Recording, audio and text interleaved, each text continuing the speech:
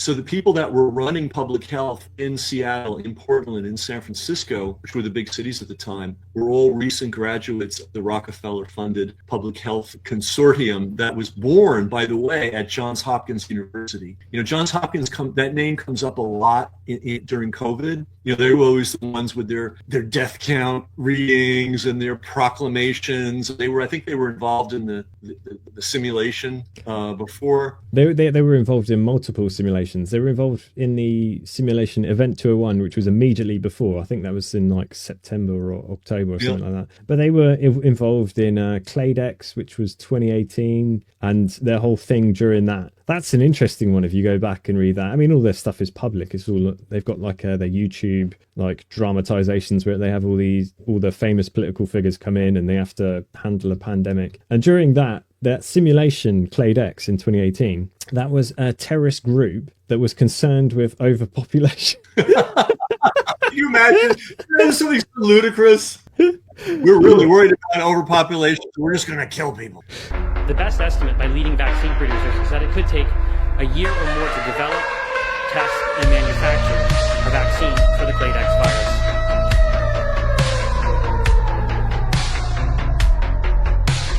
virus. We have heard that 500,000 children have died. Is the price worth it? That the price, we think the price is worth it?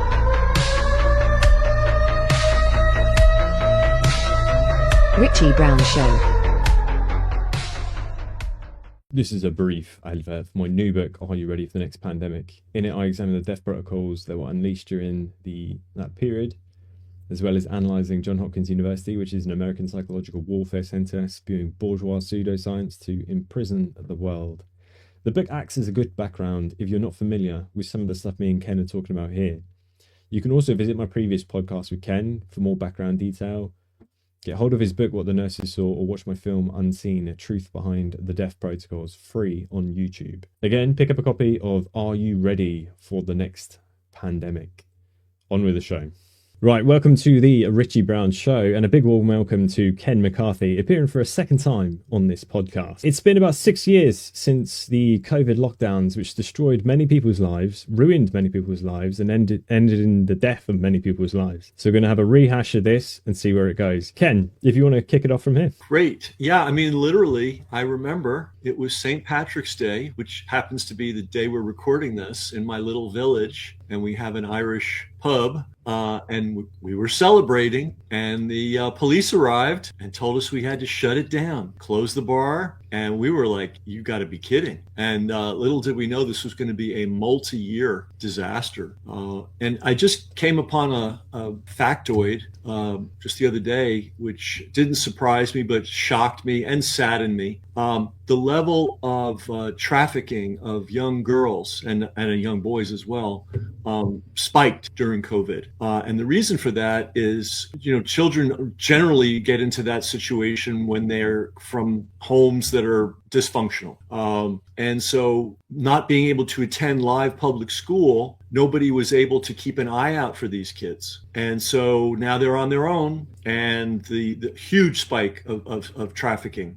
This was specifically reported in Los Angeles. So you take that one little tiny fact and just take children alone, right? Forget the businesses closed, the careers destroyed. Forget that. How many children, and we knew this, we got those stats very early on, how many children whose only respite in life, their only refuge in life was going to school, how many of them suffered greatly? Now, we know, sticking with this particular theme, that the suicide rate of children spiked during COVID. Now, you would think that a normal society, seeing a statistic like that, would say, whoa, wait a minute, we something terribly is wrong. We have to look at what we're doing. That never happened. And here in New York State and other states in the United States, we have teachers unions, and they were routinely voting to prolong the school closures, because it was very comfortable for them to work from home. And I guess they had been brainwashed, thinking that they were at grave risk from these children.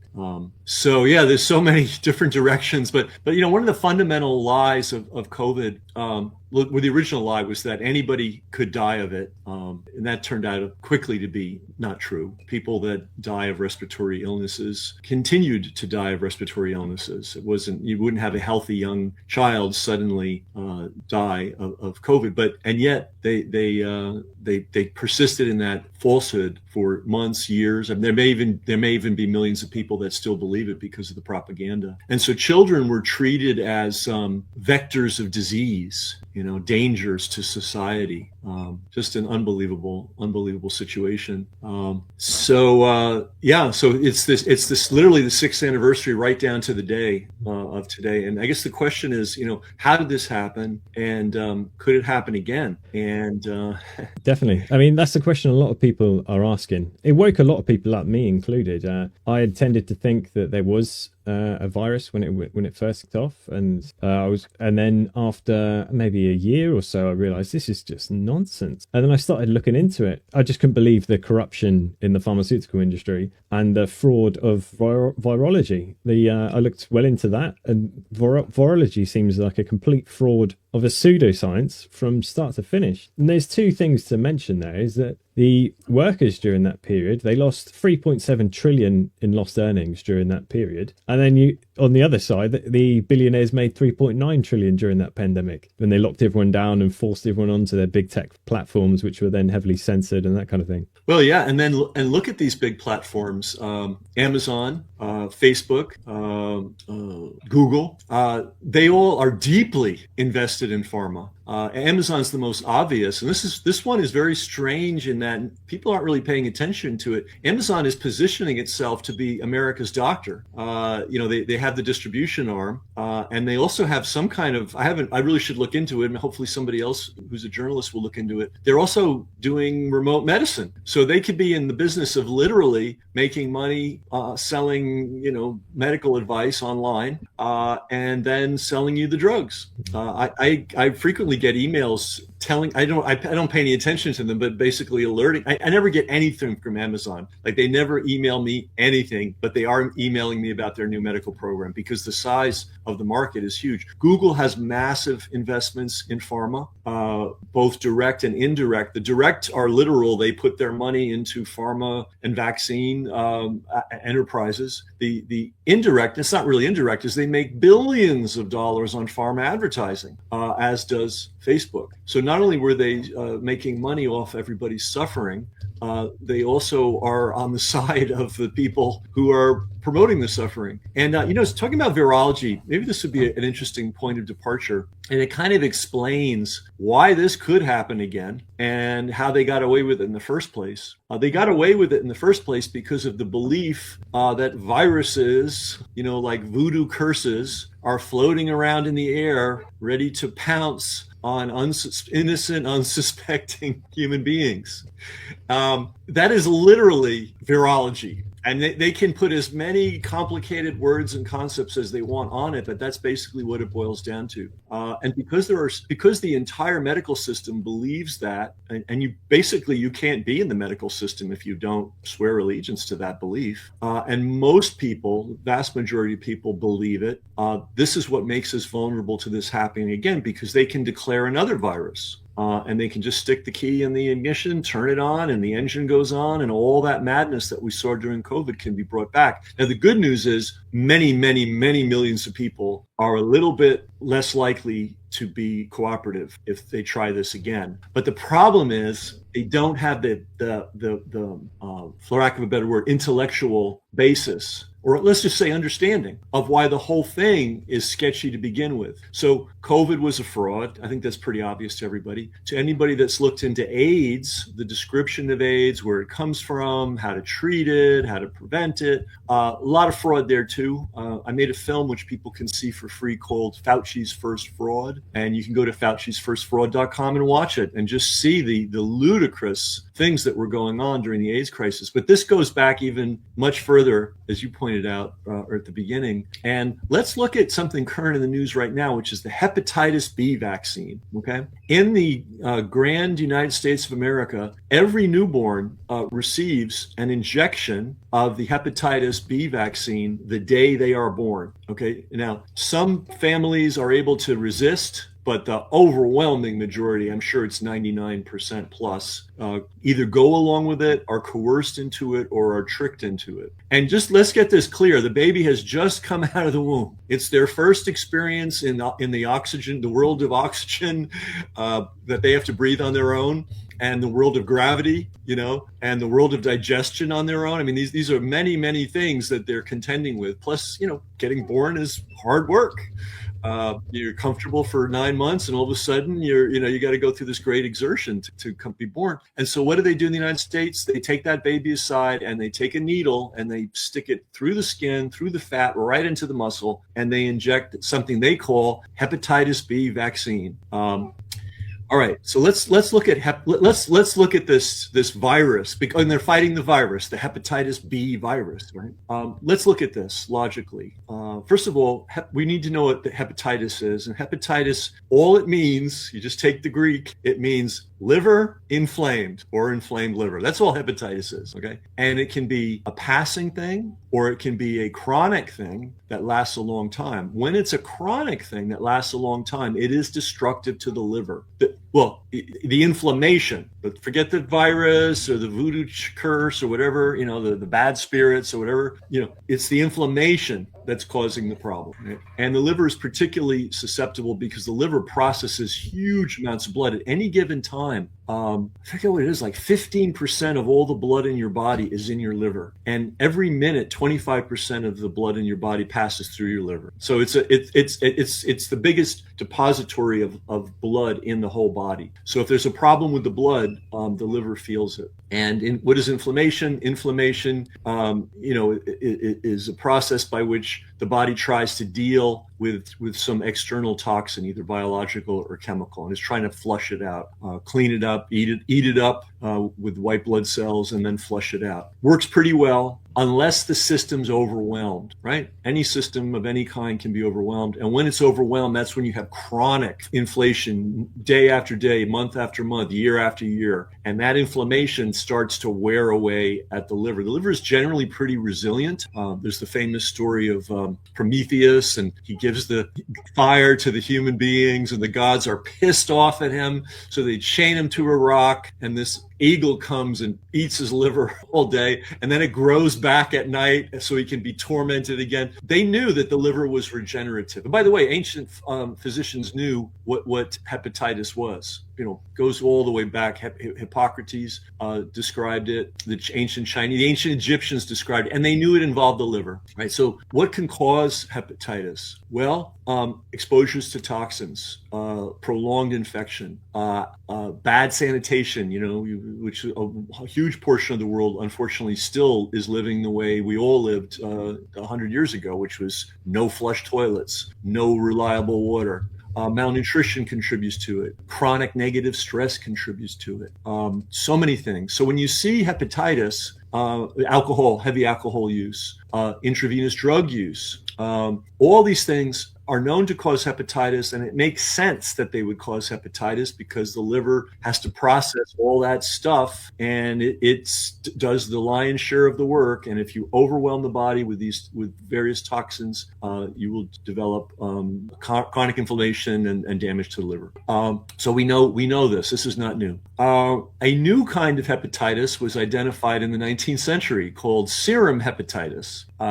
And they knew that it had something to do with injecting people because it was different than normal hepatitis would often come as there'd be a contaminated water source and the whole village would suddenly be suffering from acute hepatitis or bad food, contaminated food. And thousands of years ago, people recognized that. But then this new kind of hepatitis appeared, and they realized slowly, it was a very slow process, that it came from injections. Okay. The first first outbreak was in Germany at a shipyard, and they made everybody get the smallpox vaccination. It wasn't an injection, but it still was putting foreign biological material in people's blood. And, all these guys got deathly ill. And that happened like in the middle of the 19th century. And by the early 20th century, they figured out, oh, maybe we're doing it, because there wasn't a lot of injecting going on until the 19th century because there weren't hypodermic needles, right? Yeah, so, the original vaccines, they were done by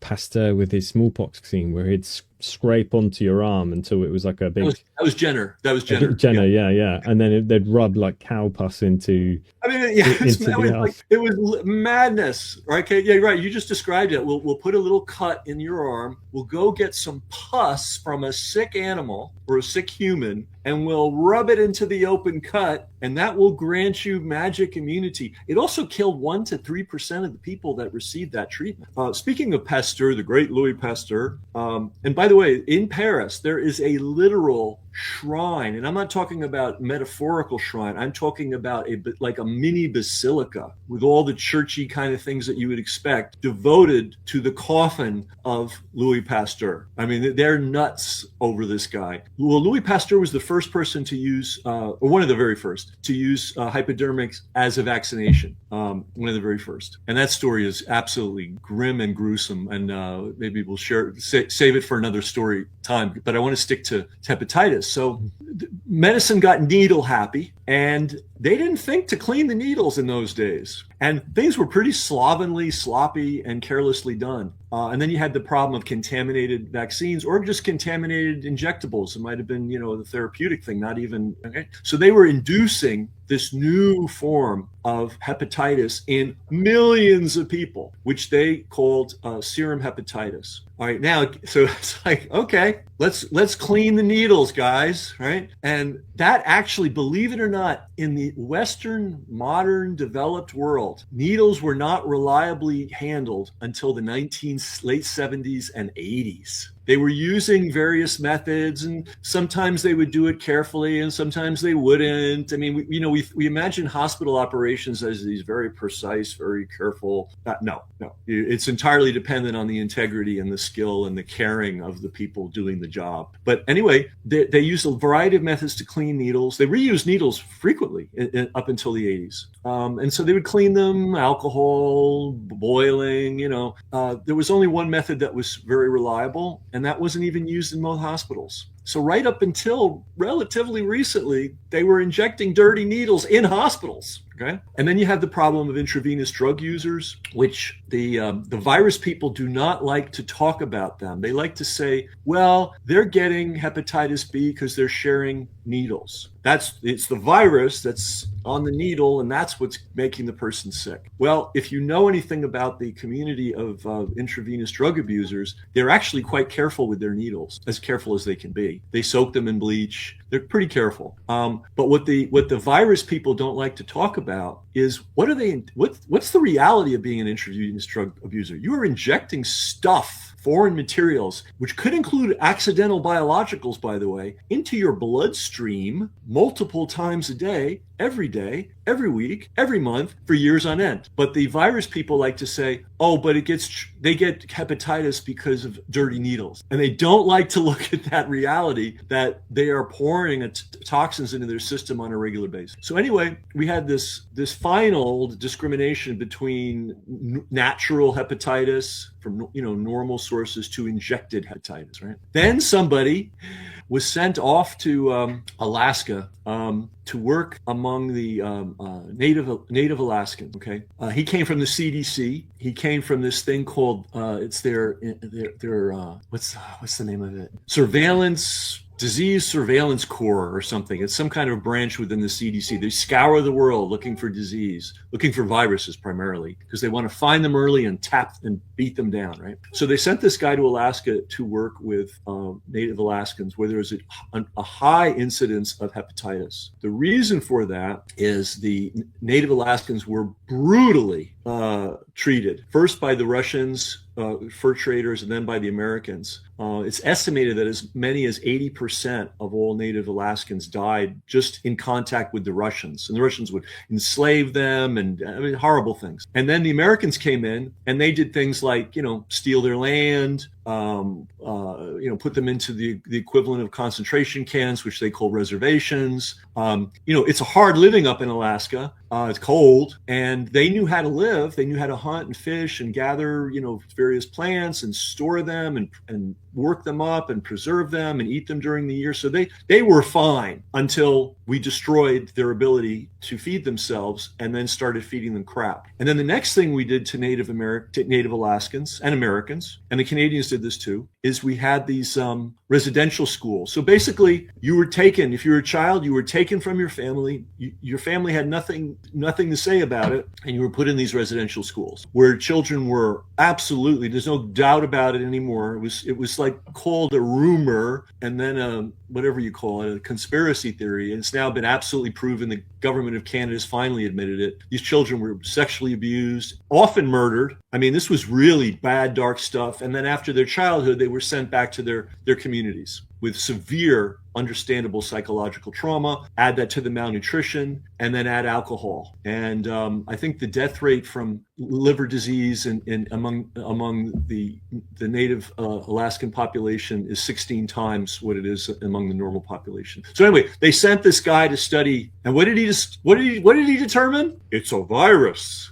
These people have a virus, and it's called hepatitis B, Insane. Unfortunately, because of the conditions these people found themselves in after generations of being brutalized, every single factor of their lives contributed to liver destruction, hepatitis, liver inflammation. So he comes back and decides, you know what? We need to wipe this virus out. Again, we got this concept in AIDS. We say we're going to wipe the COVID. We're going to wipe it out. We're not going to talk about causes. We're not going to talk about cofactors. We're just going to go after the virus. So he cooked up the idea of a virus, of a vaccine against hepatitis B, serum hepatitis, injected into all American babies at birth. I mean, it's just like that. That is the reason, folks. If anybody's wondering, because I imagine you have some American listeners too. Why are your children being injected? Why are your healthy children being injected with this? Now, even if you believe in the virus is the cause, it is a very simple matter to test for the presence of the virus. And of course, the presence of the hepatitis B virus is the same as the presence of the HIV virus, which is the same as the presence of the COVID virus. You can be carrying it and have no symptoms whatsoever. You can live your entire life and never even have a sniffle. But you are now, if they do the test and they find the virus, you are now infected with the virus. You're an active case, right? Even if you accept that lunacy, well, then give the vaccination to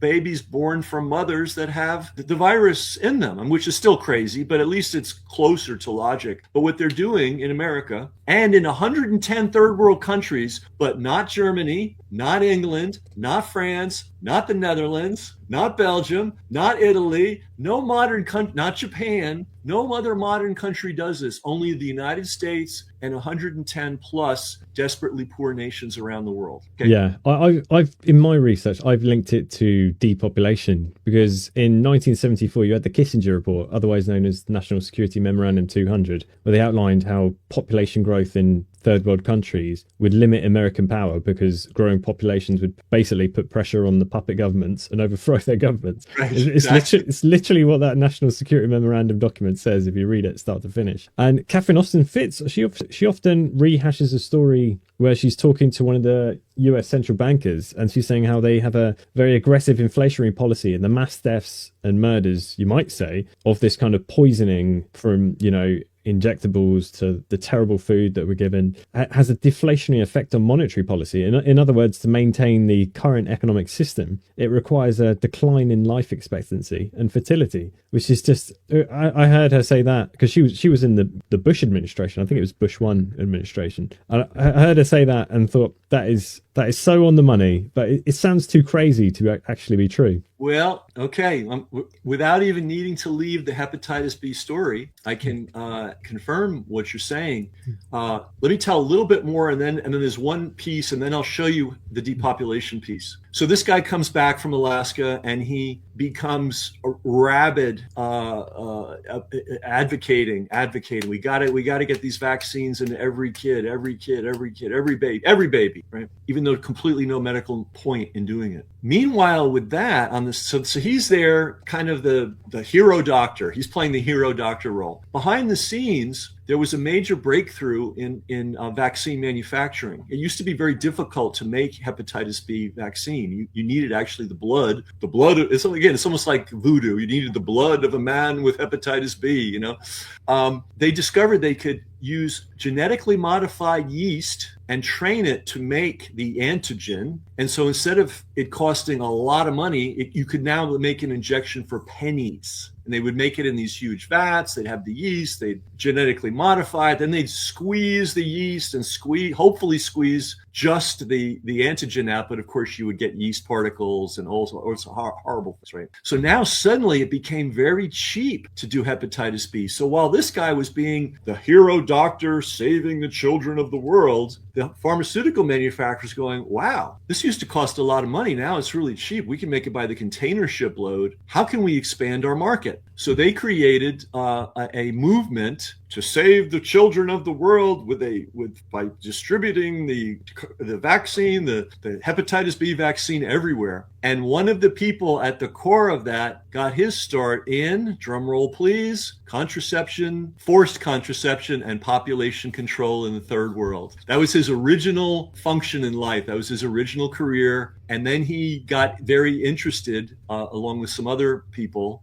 in the idea of, every baby needs this hepatitis B vaccination. And I think we've established, just to take this back, that you only get hepatitis of any kind if you've been, you're in a situation that promotes it. And we've described what those things are.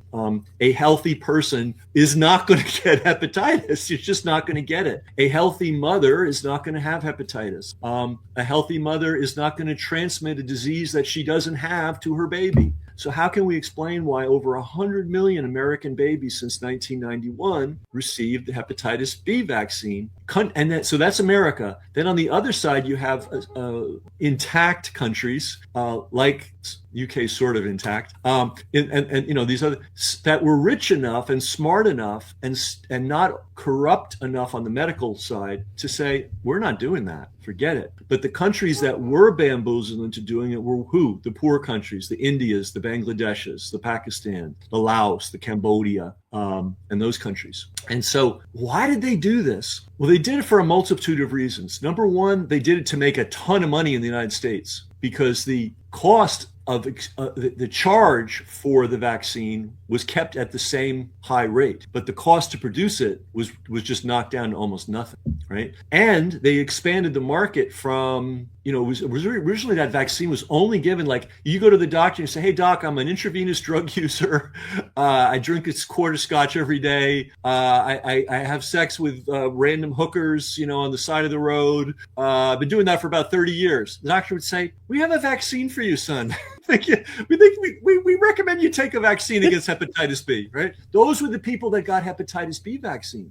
So they expanded that from, a handful of people to every soul born within the United States. And then they expanded it to the rest of the world. Now, to the rest of here's the population control part. To the rest of the world, they make it available very inexpensively. And they provide all the infrastructure to grease the wheels. Now, what's interesting is these countries do not consider hepatitis to be one of their problems. They're worried about malaria. There's about 20 other diseases that they are far more concerned about than hepatitis, okay? Why was the hepatitis B vaccine put in? Because it was cheap and it was easy, and they built a great boogeyman story. And they also have this obsession, in addition to depopulation, they also have an obsession with completely eliminating certain viruses. or viruses at all, which is utter madness. And that was, by the way, that was one of the things driving COVID. There was a lot of the lunacy around COVID was not to help people's health, but to completely stamp out and supposedly obliterate the virus so that it was begone from the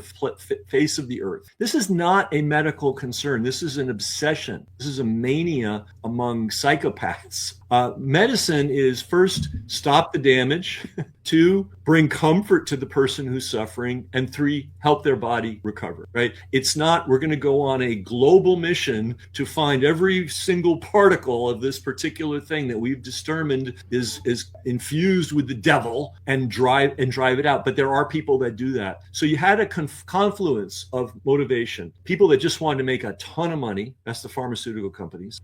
People that have this mad obsession with just eliminating the viruses. And then you had the people that are like, we really want an injection machine embedded in every single third world country. And this hepatitis B is a nice, cheap way to get that mechanism, that infrastructure built out into all these countries, because we might want to put other injections in there someday. And I think that's why we have the hepatitis B phenomenon, which is based on zero science. Well, I mean, they claim all sorts of science, as they claimed all sorts of science about COVID, all of which turned out to be nonsense. Yeah, I think people don't realize the extent to the nonsense they were told during that period. But even after, in May 2024, in Nature, Ewan Callaway is the author of this publication. But there was a trial where they tried to infect SARS-CoV-2 into people, and they failed doing it. And they've done that multiple times previously. There's a 1968 public health report, and that was done by a bunch of agents of the Rockefellers. They were employed by the Rockefeller Foundation, and they were trying to infect people with influenza, and they failed as well. And then in the Spanish flu, they were trying to infect people with the flu, and they failed there as well. Even though they were like in a locked room, they rubbed spit in people's eyes and mouth and coughed in each other's faces, stuff like that. And you'd think if the virus theory was true, that would all have come to pass. But even with the Spanish flu, the most people affected during that period were young, healthy men who had just been in trenches, inhaling God knows what chemical warfare up their nose. And then they were, and then it was presented as a pandemic again. Well, even worse, they were given a barrage of what can only be called experimental vaccines. Yeah, exactly. Yeah. I mean, the first place in the United States where the Great Flu occurred was on a military base in Kansas. And they said, oh, it must have been a recruit who got it from a pig who brought it. I mean, it's just, where were the guys dying? They were dying on the bases, and they were dying on the troop ships going over. So what happened right after they got on the bases, or right before they got on the ships? They were injected. And the level of non-science that was used in the conception, formulation, manufacture, and injection of these various things, they don't even know what they injected into these guys. It was like a free-for-all. There was no organized, and they didn't check for adverse reactions. They didn't record them. They just injected away. That's the Great Flu. By the way, the Great Flu was originally estimated, but by the other thing too, it's like there was a world war going on, and there was a complete and utter breakdown of basic infrastructure, including food distribution. People were starving, especially in Germany. There were over 300 recorded large-scale food riots in the country of Germany. When have you ever heard of a food riot anywhere, let alone a modern nation, let alone a major one? Well, that's how bad it was. So people were starving. They were freezing, because if you're not getting food, you're probably not getting fuel, right? So of course they were dying of respiratory problems, right? So calling that a flu is nonsense. But the original estimate was only 12 million. And then they did some post-whatever studies later, and they came up with 20 million. And then many decades later, they redid the studies without any evidence and came up with 50 million. And then they told the popular writers, the press and the book writers, call it between 50 and 100 million, because we don't really know. So yeah, if you consider an absolute hellstorm of misery over many, many years, yeah, I bet 12 million people would die of respiratory disease. But that got expanded, and that's part of the virus myth. And by the way, notice how they use the Great Flu against us all the time. Oh boy, the big one, it's lurking out out there. We better be ready because it could come out of the, again, this demonic force just comes out of the blue and attacks us, Medicine really has not improved much since the days of witch doctors, and I can even tell you really. I mean, this is a sidebar. I want to share it because it's important. So I spent a lot of time in Guatemala. I used to, and it's a poor country, and when you're in the rural areas, it's as poor as Haiti, and it's very poor. And the poor are the indigenous people. You have the 5 families that basically own the whole country, the 10% that count the money and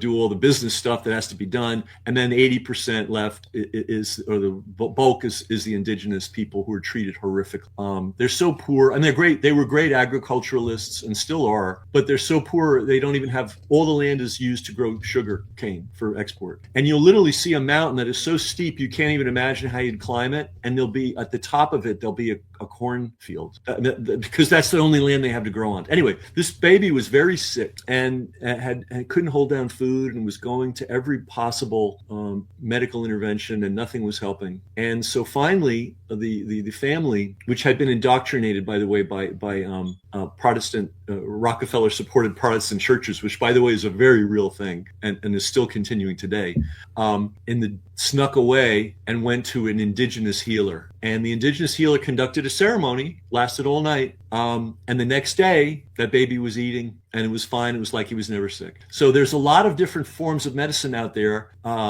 Some of them are very powerful. The Mayans, were very sophisticated in their medicine. They've been beaten down quite a bit over the centuries, but they've retained a lot of it, right? And this is true throughout the world. And part of this modern medicine myth is that we never had good medicine before the 19th and 20th century. It's our microscopes and our injections and our, that saved the day. People were clueless before that. Well, that's clearly not the case.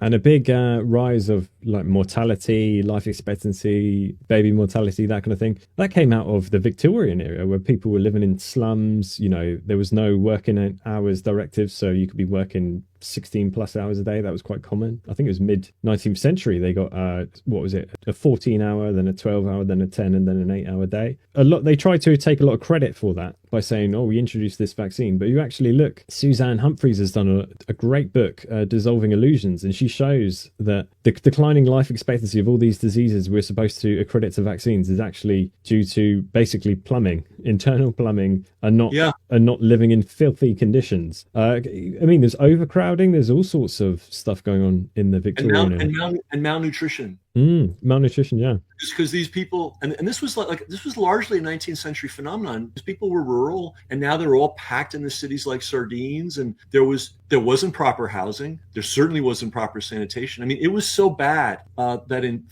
we think of Paris, like, Paris is just such a grand, sophisticated place. The sewers in Paris were trenches in the middle of the road, in the middle of the street, and so you would take your waste and you would carry it to the middle of the street and just dump it in the trench. If you were tired or you were living on the 3rd story and didn't feel like, this was how people lived, guys, and you didn't feel like doing that careful procedure, you would just take it and chuck it and hopefully hit the trench. This was normal life.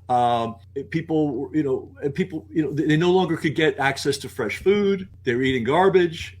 People were keeping chickens in their house. I mean, it was unsanitary beyond belief. So your point is well taken. Once we had, believe it or not, New York City did not have universal indoor plumbing until the 1920s. So once we finally had, sinks where the water was coming out, where you could actually cook and drink with it, flush toilets, which seems like, that's so trivial. Well, think about the alternative, guys. If you're living 15 to a 2-room apartment and there's no running water, think through the logistics of that, multiply that by thousands and thousands of people. So yeah, life and infection, death from infectious disease was a big fact.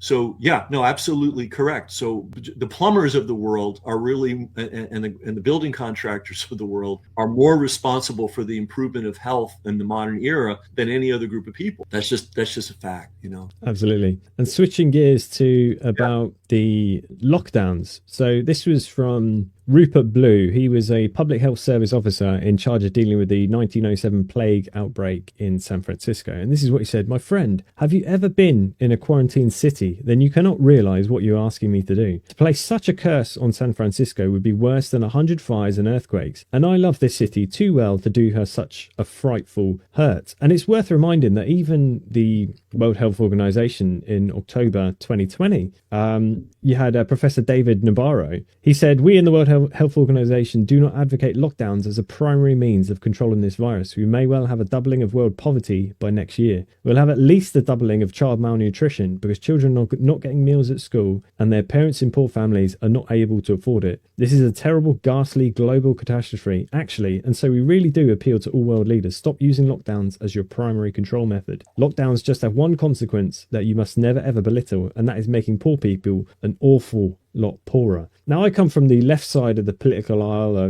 believe in the working class, believe in, the average man. But I was a bit appalled at how the trade unions, the socialist parties, the communist parties, they all fell in line for lockdowns. I just couldn't believe it at the time. Well, the medical gangsters / con men have taken over the whole game. So, I mean, Cuba was horrific during the lockdowns, for example. I mean, just terrible. It's crazily abusive. And the quote that you came from, that was the Great Flu lockdown of the World War I era.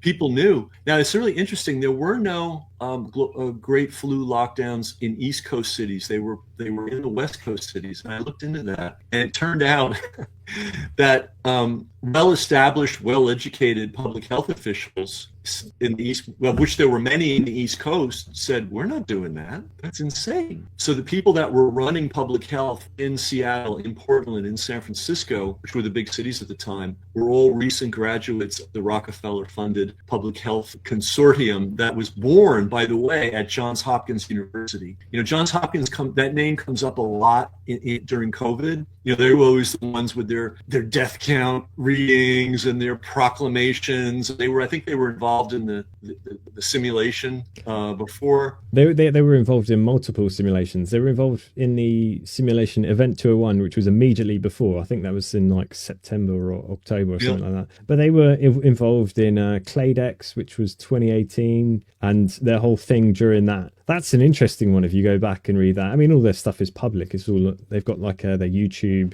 like dramatizations where they have all the famous political figures come in and they have to handle a pandemic. And during that simulation Cladex in 2018, that was a terrorist group that was concerned with overpopulation. Can you imagine? There's something so ludicrous. We're really worried about overpopulation. We're just going to kill people.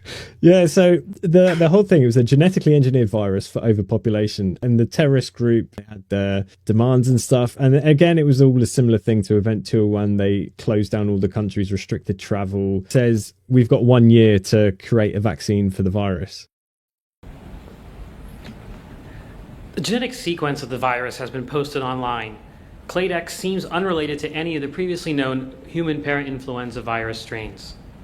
Within a virus family tree, a group of related organisms is called a clade. Since we don't know how this virus relates to its other family members, it is now widely being called Cladex.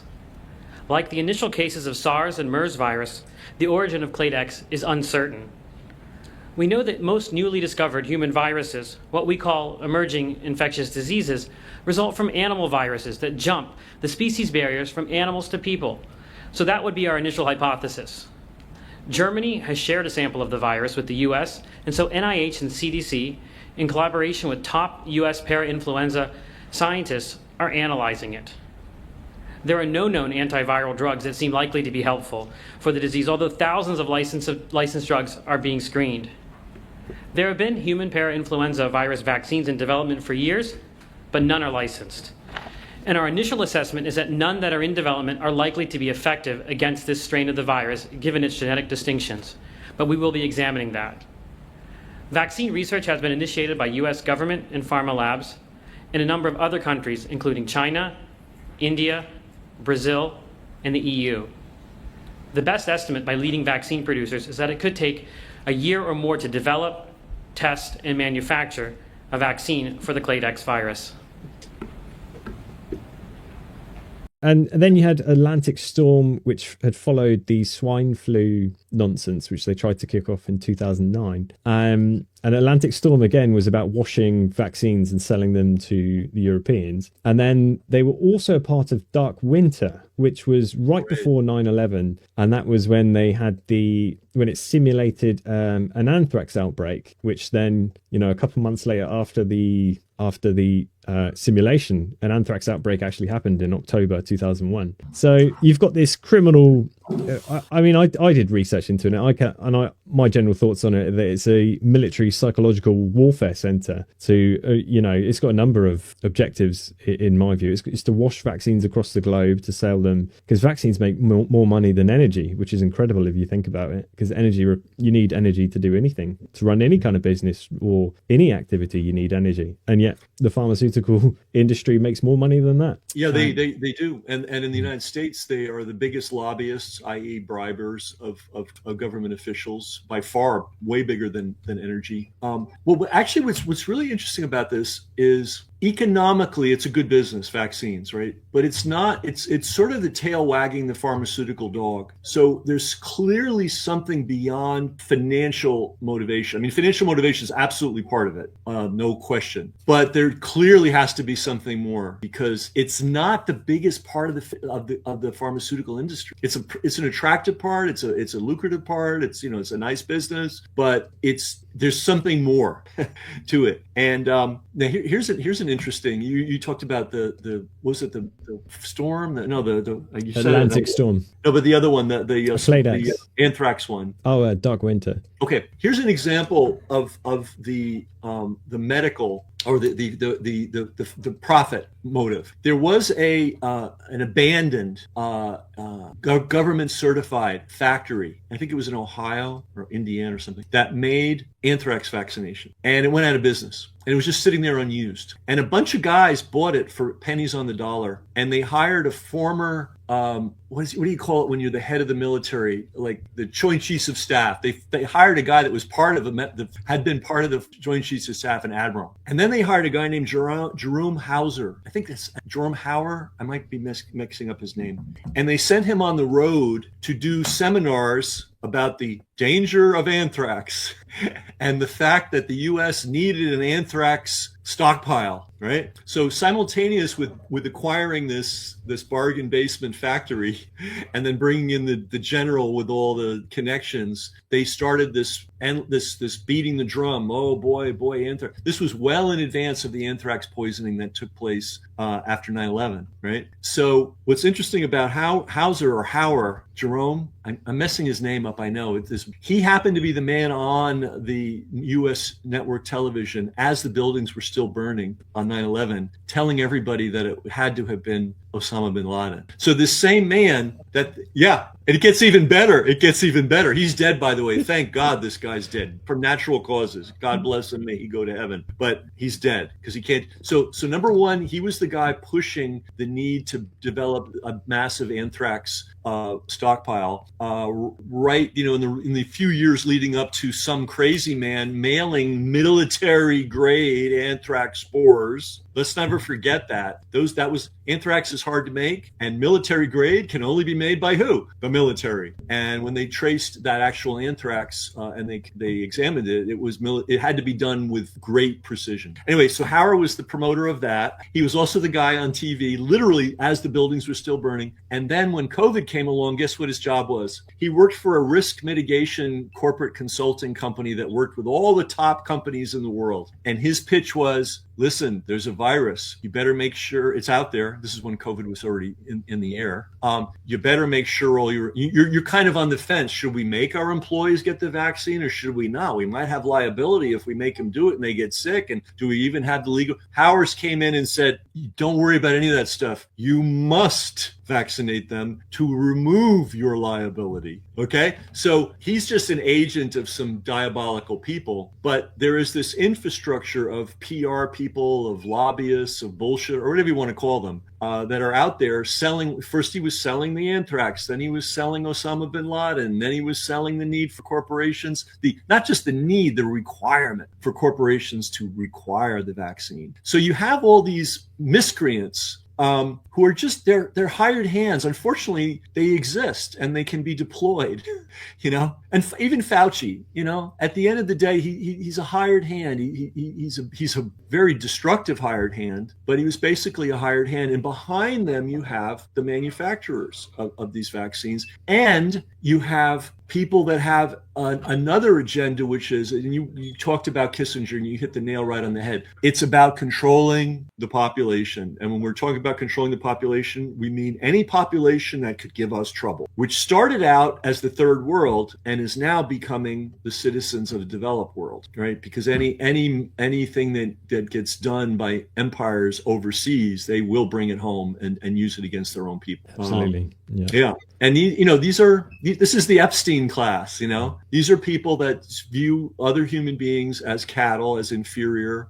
This is the eugenics movement of the early 20th century, where you ranked people by value and you discouraged the inferior people from reproducing, which crescendoed with the Nazis just flat out murdering people. That's one way to keep people from reproducing. It's that same mentality. So you've got those people, and they're very powerful. For some reason, people in power tend to adopt that view that you've got to stomp down on everybody else. And then you have the profit motive. And then you have the freelance miscreants who are like happy to roll their sleeves up and do evil things. Because they persuade themselves that they're good things, and that's the motley crew of evildoers who brought us COVID, who brought us the AIDS panic, who engineered the injection of the hepatitis B vaccine into newborns in the United States and in over 100 countries around the world, and who also pitched, contributed to the Great Flu, A, by injecting random substances into American servicemen, and B, by creating a war that ended up with tens of millions of Europeans nearly starving to death. That, I just had a quick look, and in 1920, there was less than 1% of households with a refrigerator. And today, you need to refrigerate vaccines to so-called keep them at a certain temperature. But if you're doing the kind of thing where you're injecting like cow cells, fetus cells, various other kind of voodoo nonsense, and you're injecting that into people and it's not been properly refrigerated and that kind of thing, you could just be injecting rotten stuff into people, which is obviously going to cause them damage. On the note of John Hopkins, I made an interesting connection between the Munich Security Council and in 2017 they had their conference, and that was the background to, so Clade X would be the next year in 2018. And interestingly, John McCain, he goes on this big spiel about how Western society is the best and all this, and he goes and he's talking about the decline of the West, and he says after this big speech, he says, "I refuse to accept the demise of our world order." And what I think some people are missing is how much money was printed during, and how much money was transferred upwards during that period. Like so many people were impoverished by basically stabilizing the financial system, which probably would have collapsed. I think they would have liked more time to do something like this. I think they would have wanted to do it around 2025 or something like that. But I feel like they were rushed into it. Is that your feeling too? Jay, it's interesting. I mean, it's very interesting, but I mean, it is true. Like the way the financial system works, it on the large scale is beating down the poor, making sure their labor is as cheap as possible, making sure their resources are extracted from their countries as inexpensively as possible. So yeah, that's the system. And to the temporary benefit of the citizens of so-called developed countries. And I say temporary benefit because once they've finished wringing every last ounce of value, every gram of value out of the poor, they're going to still need to devour more people, and they're going to start looking here. People need to get with that. Understand that these are diabolical. If they can do evil to someone overseas, why can't they do evil to somebody at home? Which they do. They do. They've been doing it forever. I mean, it's just certain populations get hit more hard, like Native Americans, in North America, and not a comfortable position to find oneself in the 19th and even 20th century. I mean, it's so many directions we could go in, but yeah, I don't know the exact mechanics and timing and what's what, but I do know the general theme, and I do know that the modern medical bag of tricks is woven into it. And Johns Hopkins is kind of like the center of evil, really, because people sometimes talk in vague terms about how the Rockefellers took over medicine. They did it in a very explainable way. They looked at Johns Hopkins in particular, which had a very weird configuration. So it's sort of, I don't know how much time we have, but it was an unusual. Johns Hopkins was founded. The curriculum at Johns Hopkins was founded by an experimental pathologist. Okay, so what that means is there's clinical doctors and then there's diagnostic doctors. So a X-ray doctor, a radiologist, and a pathologist. They don't see patients. They just look at pictures and slides, and there's nothing wrong with that. And that's supportive of medicine. Okay, but you kind of want a medical school to be founded and run by a guy that's a clinical doctor, like a guy that treats human beings. So the guy, his name was Welsh, and he was given the reins of brand new Johns Hopkins Medical School. It was brand new. And his experience was experimental pathology, which was very popular in Germany and the Prussian state. Kind of invented there. This kind of medicine had never been practiced before. And it basically involved taking lots and lots and lots of animals and some human beings and deliberately injuring and or poisoning them, and then doing a documented study of how they died. This happened first, then this happened. This was like obsession. They often talk about Semmelweis and not washing the hands. Like, a lot of in the cities, in the modern cities of the 19th century, a lot of young women were giving birth and dying in the hospitals, but not when they were giving birth at home. It was safer to do it at home than in the hospital. And this young doctor said, well, gee, don't we spend the morning doing autopsies? And because every hospital had a morgue attached to it. And it was really a weird setup that the Germans instigated. Hospitals became not just places to treat the ill, but also to study pathology. And so they would have a morgue, and then they'd have laboratories, and then they'd have caged animals. It was a weird setup. And so guys would literally be spending the morning doing, autopsies and studying dead, sick, the bodies of people who died from illness, handling that. They would then go upstairs in the afternoon and deliver babies without washing their hands. Okay, so this is the world that Welsh came from. He went to Germany. He was an American. He went specifically to immerse himself in that world of experimental pathology. He was then given the reins to run Johns Hopkins. And he decided everything was going to be, quote, scientific. They stopped teaching doctors clinical practice. So the first 2 years at a U.S. medical school, you do no clinic. You don't even touch anything clinical. You don't see a human being. What do? You study the details of every disease. You look through microscopes. You become basically a pathologist, and that becomes your lens for looking at human health. You're immersed in illness and sickness, and then you're told it comes from a virus, right? And then when you graduate with an MD in the United States, you are not even prepared to practice medicine on any level. 4 years of school, and you're useless. So you need to do a residency, which can last anywhere from 3 to 5 years. That's where you actually learn to be a doctor. Now, in Europe, people go to medical school right out of high school, right? They can go right in and they start working with patients right away, under supervision, of course. So by the time they graduate after 4 years, they might still do some residency to specialize and learn more details about a particular branch of medicine, but they're in the flow of working with human beings. U.S. doctors are not. They spend 4 years being indoctrinated into a very bizarre and weird view of human health. And that started at Johns Hopkins. So here's where the Rockefellers came in. The Rockefellers said, we like Johns Hopkins. If you want money from us, you've got to do exactly what Johns Hopkins does. And if you don't do what Johns Hopkins does, we're not going to support you. And so some hospitals, some medical schools thrived, others just disappeared. They also simultaneously did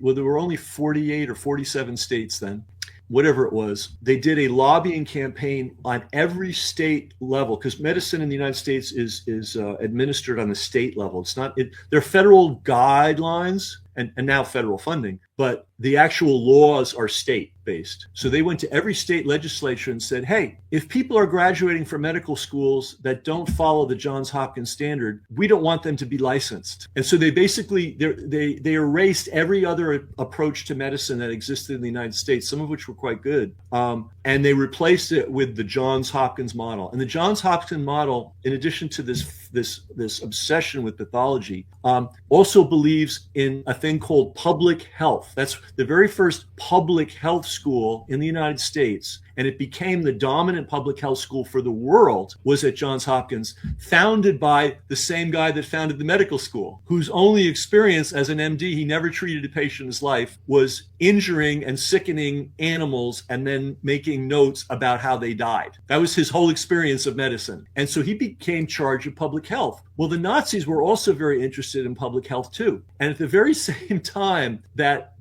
Johns Hopkins founded his public health, and public health in quotes, guys, it doesn't mean what it sounds like. There was also a very, very strong movement of called eugenics, which we referred to earlier. And eugenics said, white guys up here, brown guys down here, black guys down here, and they need to be handled differently, right? And now the Nazis took that to the end, and they absorbed, by the way, the eugenics philosophy of the United States. It was not the other way around. It was, wasn't it? It originated in America, but they found that they were having a trouble pushing eugenics on the population at the time due to the strong Protestant religiosity of the population. But they found it took hold in Germany, and that's it. When you get eugenics in Germany in the 1920s, and that's before the Nazis come to power, they were doing all sorts of terrible things. And by the way, that science, the infrastructure for that science, because remember, where was Germany in the 1920s? Devastated. Where did the money come from for all these institutes that went on to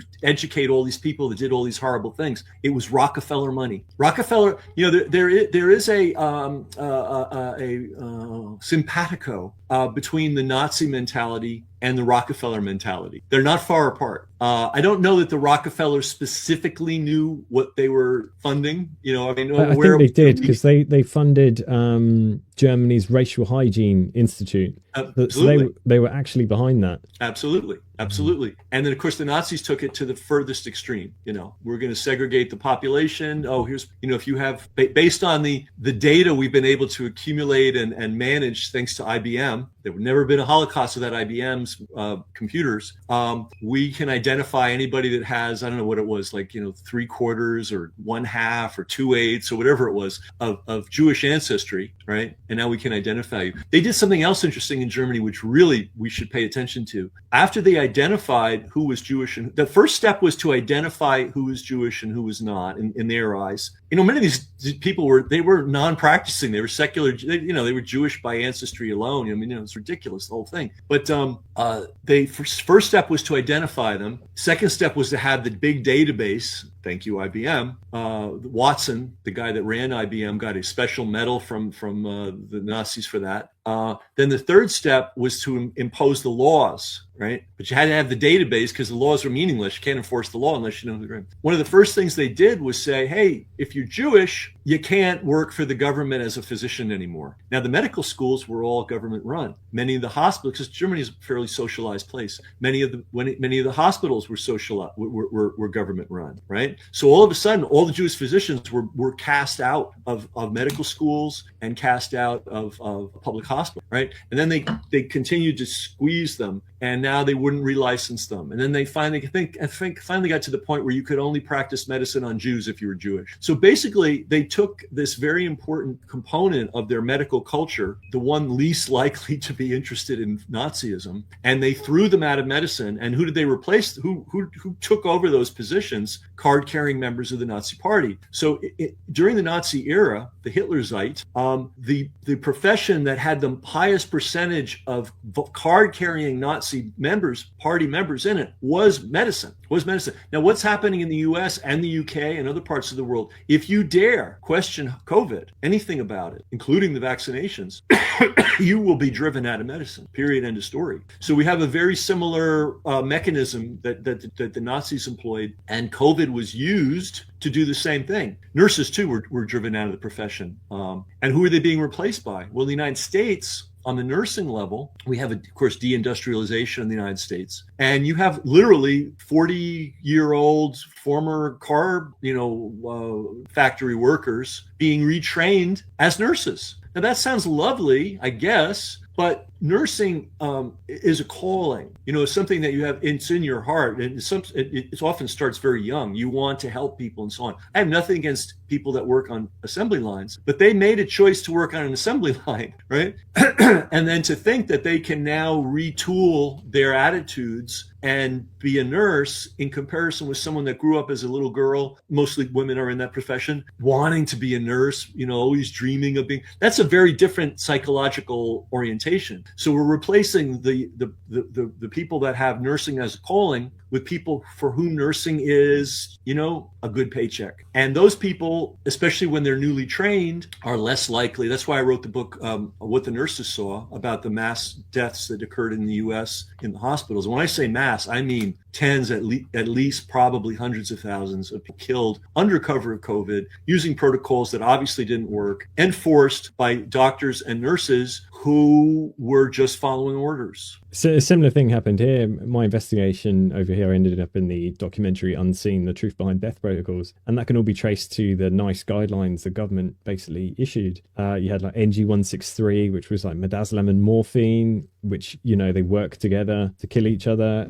NG191 recommended remdesivir, that failed drug. It feels like we're living through a repeat because, AZT, when they first, that drug AZT, it was considered so bad for people that they wouldn't even give it to chemotherapy patients. And then a few years later, they're giving it to so-called AIDS patients, which just, kills them within a very short period. It was so bad it was removed. You weren't even allowed to test it in human experiments. That's how bad it was. And you want to know something horrific that I only just learned? And I told a bunch of people that should have known and they didn't know. In the United States, AZT in reduced form, but it's still used. AZT is injected into newborns if the mother test is positive for HIV. Now, do they do that to everyone? No, but I guarantee if you're a poor young woman without a lot of family or community support, and you find yourself in a public hospital and you find yourself in the clutches of one of these maniacs, it is still CDC protocol.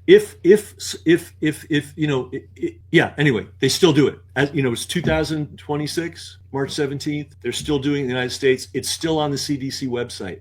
And I talked to people that are experts in this. They didn't know this was still going on. That's unbelievable, because I interviewed David Raznick recently. He was one of the heroes during that whole entire period. And he was in the documentary by the BBC, Guinea Pig Kids. And they showed in that documentary that if a mother tested positive for HIV, they'd say your child needs AZT. And if they didn't give AZT to the child, if they refused the mother, then the state had the right to take the child off the mother and home them and then inject them with AZT where they obviously died. I mean, it's horrendous that that's still going on. And that's an interesting documentary on its own because BBC released it and then they pulled it because Big Pharma kicked up a fuss. Yeah, we're not, they are so insistent on controlling their image and controlling the narrative and controlling the history. You never hear about these horrors that go on in medicine. They're not uncommon. They're not uncommon now. They're not uncommon in the history of medicine. And it's a weird profession. It's a weird profession. I mean, if an automotive engineer or a bridge engineer, were to have their cars, catch fire or their bridges fall down, the people would say, hey, you don't really know what you're doing, do you? But somehow in this profession, you're allowed to fail massively and just change the narrative and move on. For example, I'll give you an example. Koch, C-O-C-H. He's famous for the Koch postulates. The 4 things that prove things are transmissible, which, by the way, is taught in school. They know it's bullshit. They know it doesn't work. They know that they can't. If they followed that, none of their so-called therapies and vaccinations would work. So they just sort of ignore it. So they teach it in school, but they actually ignore it in practice. But Koch's first big project was creating something to treat tuberculosis. And this thing was so catastrophic that it was literally blowing up people's lungs. It would cause like a massive infection, but catastrophic, like huge. And it was supposedly a treatment for tuberculosis. And the problem with tuberculosis is you've got parts of your lung that are actually, scarified. They're weak. They're not right. So this drug created this massive inflammation response, and then it would hit the weak parts of the lungs, and those little parts would basically blow up. And you'd have people would be coughing up blood, dying. He denied that it was happening for months and months and months. And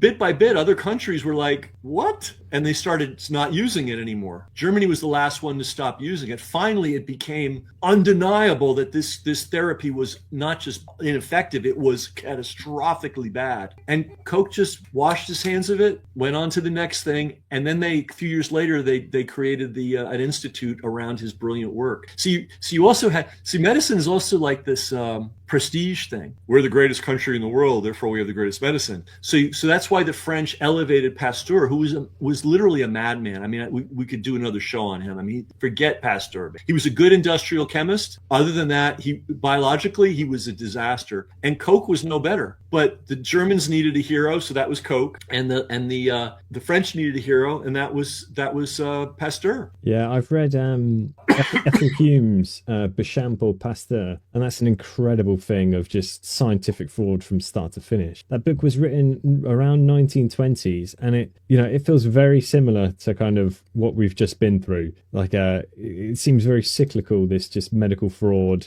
scientific fraud, some evil person gets elevated to a position like Anthony Fauci. Yeah, during the pandemic, he declared, what was his saying? Oh, you can't question me because I am the science. Right. I am science. Yeah, it was quite unbelievable. You attack science. You hit on something really important. When these people are able to fuse themselves with federal power, that's when horrific things happen. And unfortunately, the federal power, forget the nefarious aims, which probably certainly exist, but they're just dumb. And they don't know anything about medicine. Medicine is just a complete black box to them. They have no clue.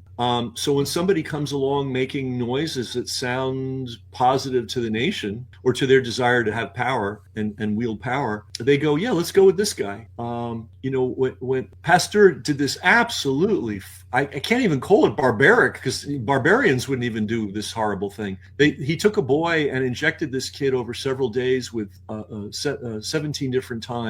They ran out of injection sites on his abdomen, and then they started injecting him in the flank, and they were basically injecting the dried and ground up contents of it was either a rabbit, maybe it was a rabbit, I think, that they determined had rabies. Right. And the theory being, I don't know what the theory was. I can't even figure out what their theory was. But the theory was that somehow if we inject this into this boy, he won't develop rabies. And they didn't kill him, thank God. And he didn't develop rabies. And based on that, and that alone, it was declared by but first by France, and then by the global news media, that Louis Pasteur has developed a treatment for rabies. And and talk about the government thing. They then had they opened the Louis Pasteur Institute, which was originally meant to be a treatment center for rabies, which was crazy because there were only about 10 to 14 rabies cases in Paris, which was a big city even then, per year. This was not a major disease. And it was largely, interestingly enough, it was largely boosted by journalists and even novel writers, because it was such a dramatic disease, right? So this non-disease was treated by a lunatic method. And when they opened the Pasteur Institute, I don't know exactly who was there, but it's like the Tsar of Russia came and the Prince of Hungary came. I mean, it was like the biggest influencer, event of the 19th century. Brass bands, marching military, guns shot up, fireworks. I mean, why? Because France wanted to assert its modernity, right? In contrast with, remember, France and Germany have always been at each other's throats, but that was going on in the 19th century. And so if Germans had Koch, we've got Pasteur, and the Germans felt the same way. And so they were elevating these, I mean, I don't even know what to call these people, but people who unfortunately, these people are the founders of modern medicine. Yeah, and the whole edifice is built on their lunacy. And it all came out of 19th century, rivalry.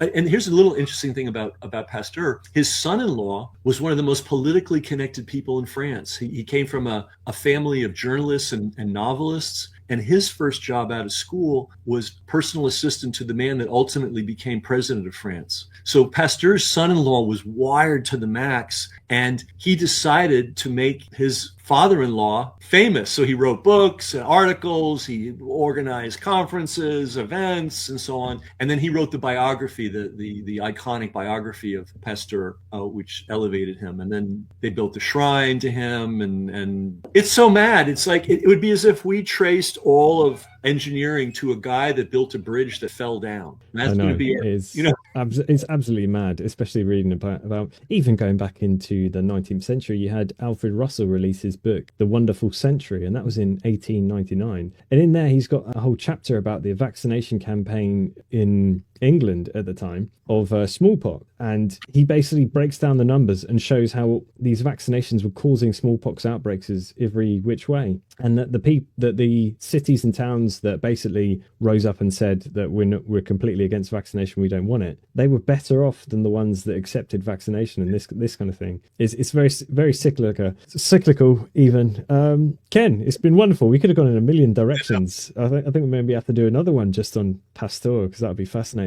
We're coming in for a landing. So what projects are you working on? What do you want people to know about? That kind of thing. Well, I have a website called Brass Check Books, brasscheckbooks.com. And that's where my books are. I don't do much social media other than appearing, on quality podcasts like yours. I am working on a book on vaccination, specifically on the relationship between vaccination and severe autism, which is a reality that's methodically denied. I may do a short excerpt version just on hepatitis B alone. In fact, that's what I'm working on right this minute. So that's why it's top of mind for me. But that's pretty much what I'm up to. We're getting these books out because people need to see this. They need to see this. I feel like I've witnessed a terrible crime, and so I who do I call? I can't call the police. I can't call my local government official. I can't call the local doctors. So all I can do is put all this history in books, and hopefully people will discover it. And then just the last thing I want to say is, we were made to be self-healing, and we are self-healing. Sometimes things go wrong and so on, but we're ultimately self-healing. And we have to take care of ourselves, and we have to have knowledge to take care of ourselves. So when I'm done with these dark histories, I want to write about what do you do to take care of yourself? Because you're surely not going to learn that from your doctor or from your federal government. Excellent. I'm reading a very good book on that very subject called Elemental Nutrients. I'll put a link in the show notes for it, but it details how what you should be eating, what to avoid, that kind of thing. And it's an incredible read. And it seems, and the doctors, if you go to a doctor today, they only have one kind of method of thinking, is that what drugs to put you on. They don't say, well, what is your nutrition like? What are you eating? That kind of thing. But thank you, Ken. It's been wonderful. Okay, thanks a lot. Thanks for your time. Bye.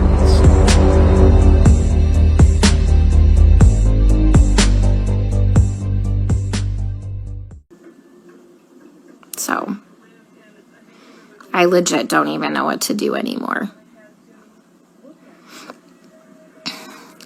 Like, I tried calling advocacy groups. I tried talking with management here, like the nursing admin.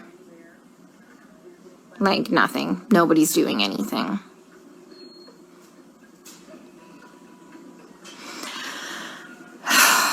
We still have 100% mortality rate in the ICU unit. I just left. But, I mean, they're living longer because we have, like, legit ICU nurses there. So, CDC finally, not the CDC, FDA approved yesterday the remdesivir study. To start using remdesivir for COVID patients.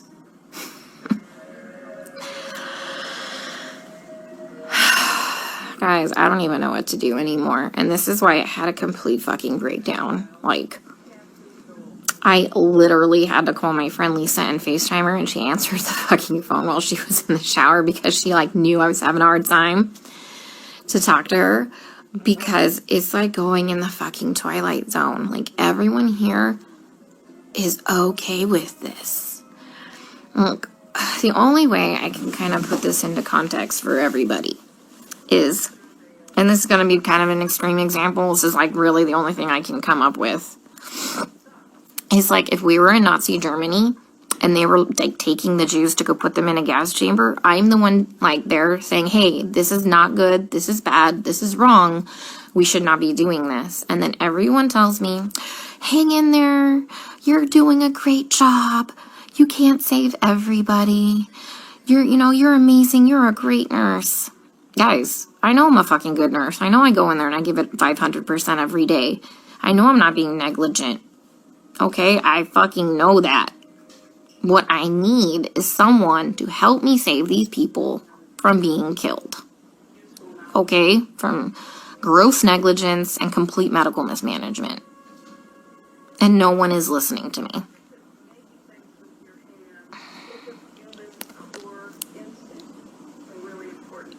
Like, for real, nobody's listening.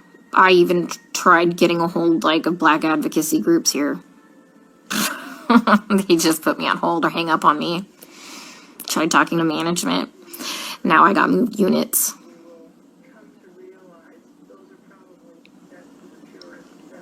Like, I legit don't know what to do anymore.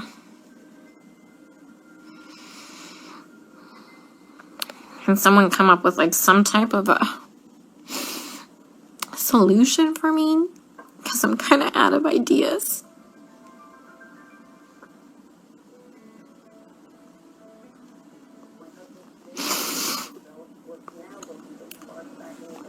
You know, when I try and talk with some of the other nurses here, and they're like, well, you can't save everybody.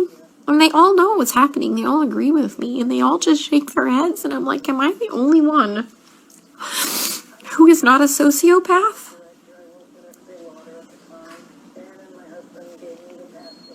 To think that this is okay?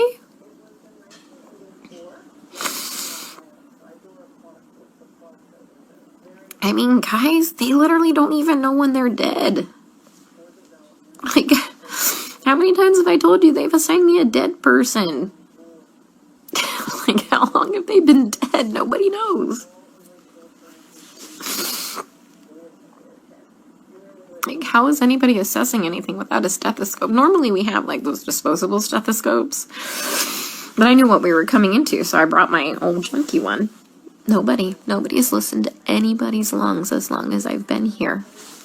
Even with disposable stethoscopes.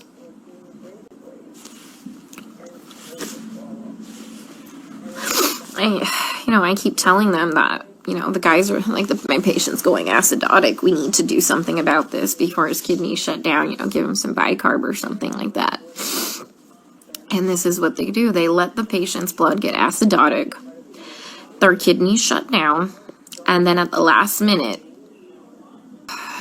so anyways, kidneys shut down. And at the last fucking minute, they finally decide to run bicarb. So they run 5 liters of bicarb into a person who's gained 20 pounds of water weight and completely throw him into heart failure, and he dies several hours later. That was one of my patients. So I let them know, like, they had me start the bicarb, like, before I left one night, and by the time I had come back in, the next shift, he was dead. And they assigned him to me, and he was already in a body bag. Like, guys, they're not dying of COVID, okay? Like, yeah, people are gonna fucking die of COVID. Like, yeah, some people legit will end up with multi-organ failures and will legit throw the clots and kill them, like, and die, people. I fucking know this. I'm not like some fucking new grad, okay? That's gonna save everybody in the world, okay? I am literally telling you that they're murdering these people, and nobody will listen to me. I mean, like I said, I'm not a doctor, but I'm pretty sure that when you defibrillate somebody with a heartbeat of 40 in a stable rhythm and you kill them, that's murder. And I'm pretty sure that when you put somebody's PEEP up to like 25 and PEEP doesn't go past, I think, like 15, 20, and you blow their lungs out and they die, I'm pretty sure that's murder. I mean, I've just watched a doctor drop a central line and fucking rupture, like, the subclavian, like, vein, and the guy fucking bled to death.